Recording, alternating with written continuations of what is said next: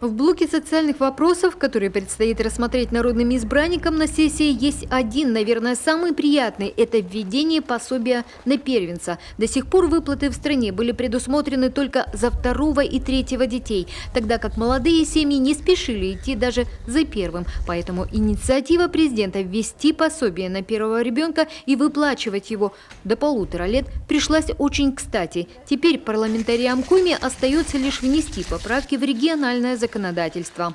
Эта выплата составит 12,5 примерно ежемесячно тысяч рублей.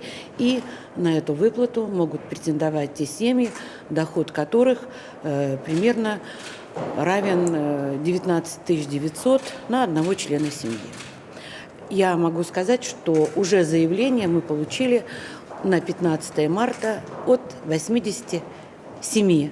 Изменения внесут и в главный финансовый документ. Доходная часть бюджета, по словам председателя профильного комитета Степана Чуракова, увеличится на 2,2 миллиарда, в основном за счет поступления налогов на прибыль и имущество организаций. Еще 600 миллионов федеральный центр перечислил на переселение граждан из аварийного жилья. Значительная сумма предусмотрена на доведение зарплат бюджетников до минимального размера оплаты труда. Добавляем на этой сессии основное – это 1,6 миллиардов рублей на зарплату работникам, а также 1,2 миллиарда рублей добавляется муниципалитетам на как раз переселение из аварийного жилья.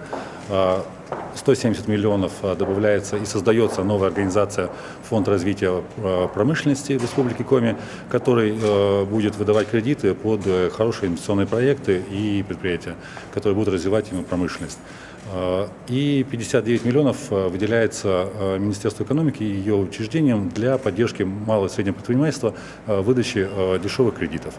А вот поправки в антиалкогольное законодательство у парламентариев и не только нашего региона вызывают возмущение. Наш закон нужно привести в соответствие с федеральным. Это значит отменить ограничения по продаже алкоголя, которые наши народные избранники ввели еще в 2015-м. Почти 3 года в Коми спиртные напитки разрешалось реализовывать в ночное время только в ресторанах и кафе. Общепиты в форме рюмочных попали под запрет. Но теперь он будет снят. Депутаты с этим категорически не согласны, ведь ограничительные меры по статистике МВД значительно снизили количество пьяных драк и случаев хулиганства. Конечно, мы на этом останавливаться не будем. Мы используем обязательно ресурс парламентской ассоциации. И сегодня на ближайшей конференции мы будем от республики заявлять свою позицию. То есть нас это категорически не устраивает. Впрочем, эти и другие вопросы, а их более 20, депутаты рассмотрят на сессии. Кроме социальных и финансовых вопросов, им предстоит решить еще и кадровые. Елена Кононова, Вячеслав Беспалов, телеканал Юрган.